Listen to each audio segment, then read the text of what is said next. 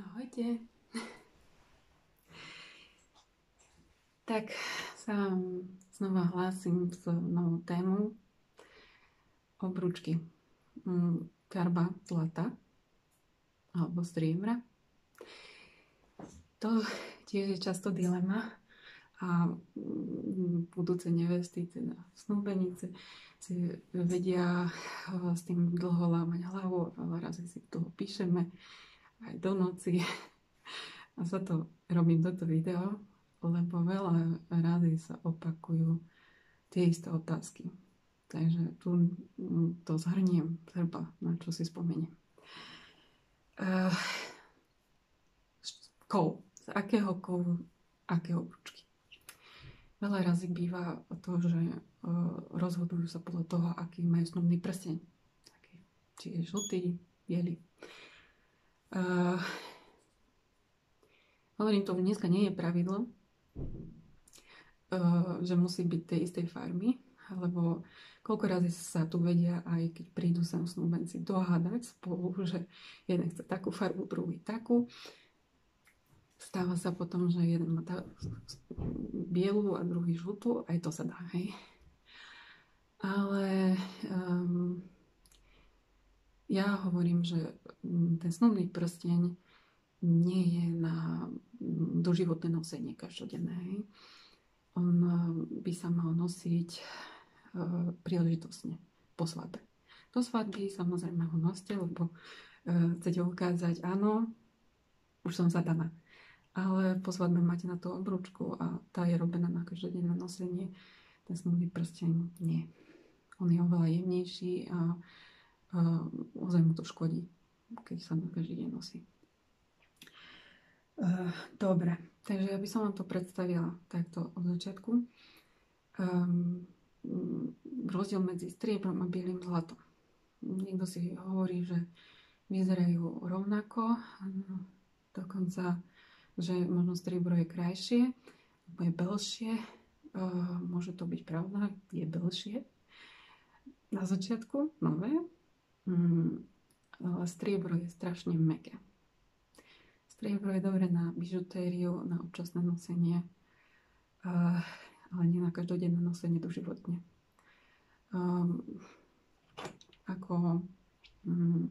Tým, že je mäkké, tak za prvé sa zodiera, doškrabe a skrátka nevydrží navždy, do konca života, čo by malo teda pri tej obručke, hej. Ďalšie je, tu som si vybrala na ukážku, čo práve robím obručku. Toto je z bieleho zlata obručka. Hej. Tu je na porovnanie zo striebra. Vidíte ten rozdiel? To biele zlato je žltkasté. To striebro je biele.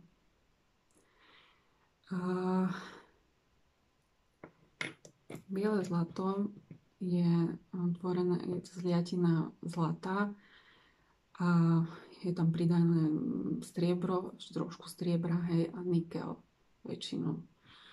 A to sú biele kovy pridané do žltého. A máte to ako s farbičkami alebo s farbou, alebo krátka, keď zmiešate žlté s bielým, nebudete mať z toho biele. Budete to mať bledo žlté.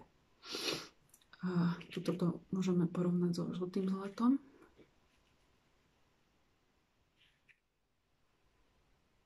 Je to blečie, ale nie je to biele.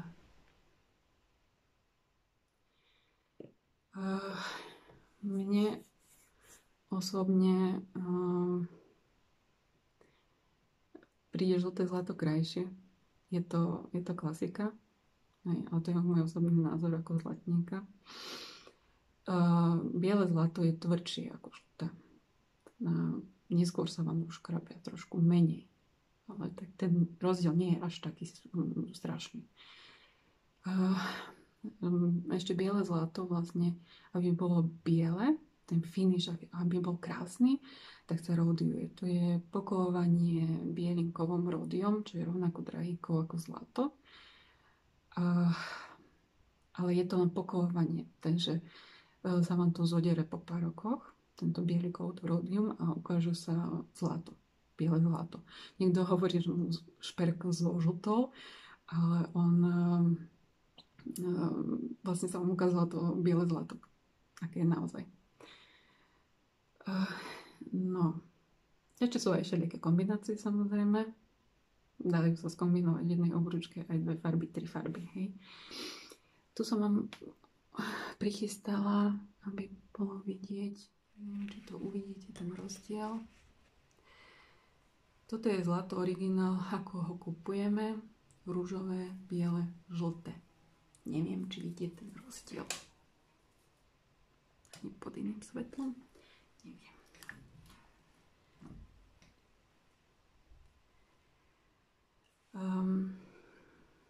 Rozdiel je fakt akože minimálny.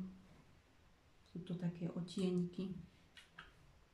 Tu mám napríklad trojfarebnú obrúčku, ale tiež to asi moc neuvidieť.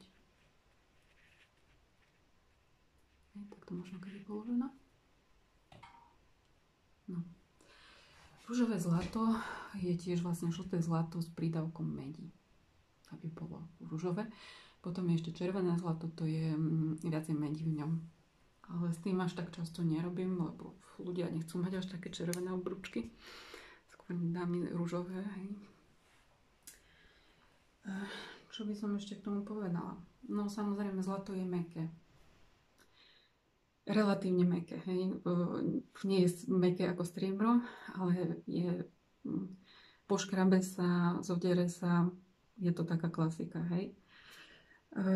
Takže všetky rytiny, ktoré sú na tom, tu mám napríklad rytinu od tlačku prsta.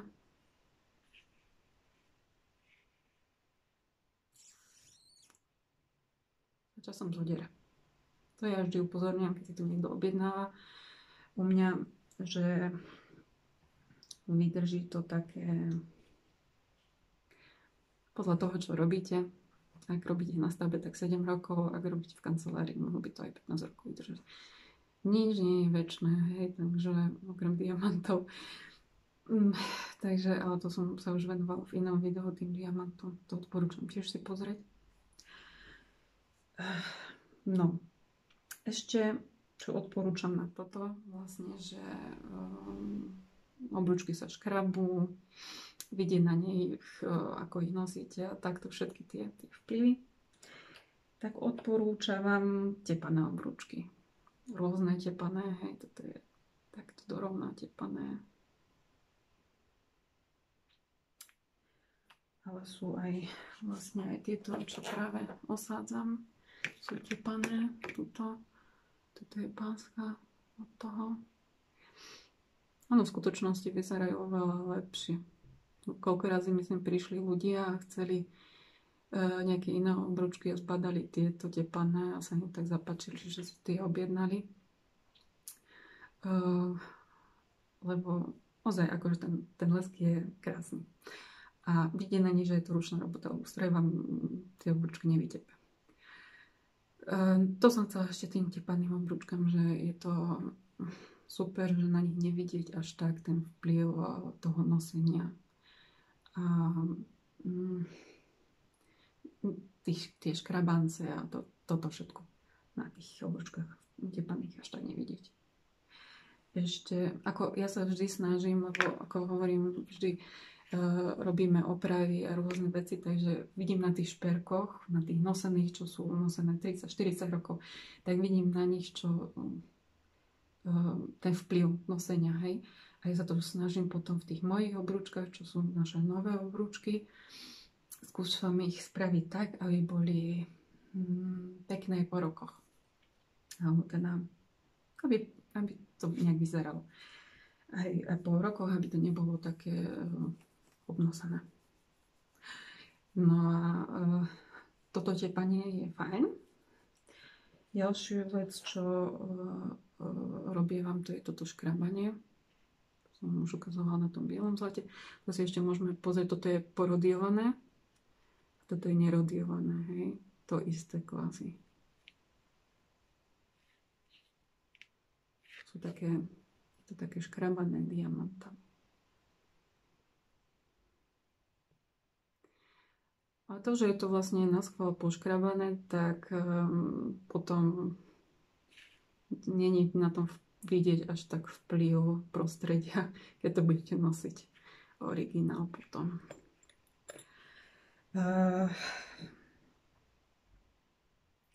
No.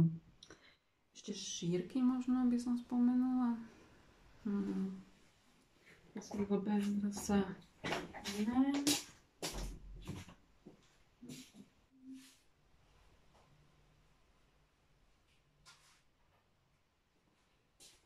Aha, tu. Toto tu mám tiež prichystané, že keď si prídu berať obrúčky. To sú také najčastejšie šírky. Toto mám vymenené. Najčastejšie používané šírky 6, 5, 4. Od šírky samozrejme závisí aj potom cena obručiek, lebo podľa toho sú aj ťažké, koľko je tam materiál použitého. Tu mám napríklad 6. Zlatú, tam je otlačok a diamantiky.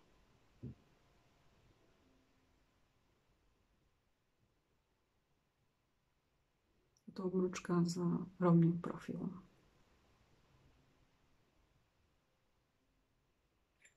Toto je obručka napríklad s mierne zaobleným profilom. A pri tom zaoblení trošku krajšie výjdu tie lesky toho kovu. Hej. Tu mám napríklad obručku s veľkým zaoblením.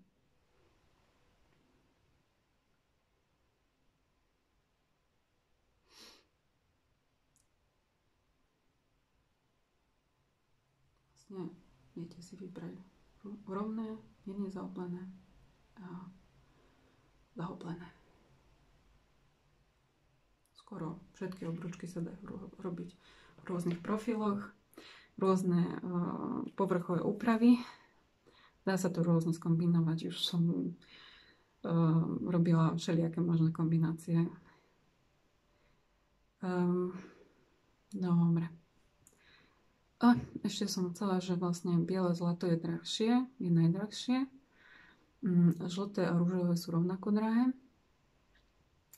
Biele je najdrahšie kvôli tomu, lebo aj samotný kov, ako vlastne takýto, keď ho kúpim, hej, tak už taký je drahý na gram, ale ešte vlastne aj tým rodiovaním dodatočným, rodium išlo strašne hore v poslednej dobe, tak tým je to ešte o dosť drahšie.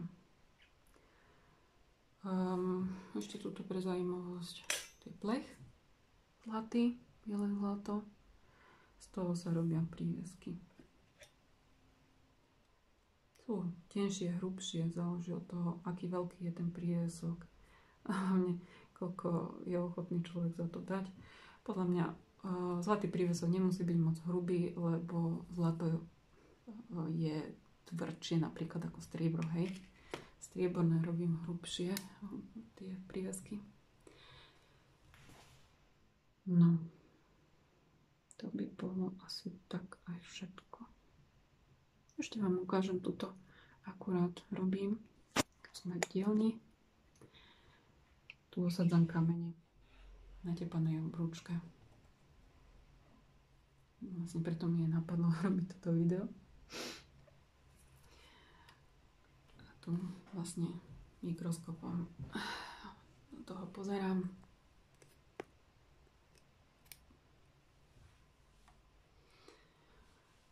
Aby to bolo dôkladne spravené. Dobre. Odporúčam pozrieť aj ostatné videá.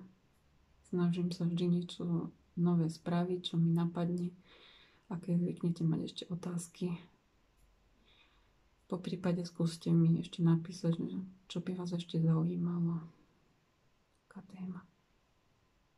Dobre, čaute. Idem ďalej robiť.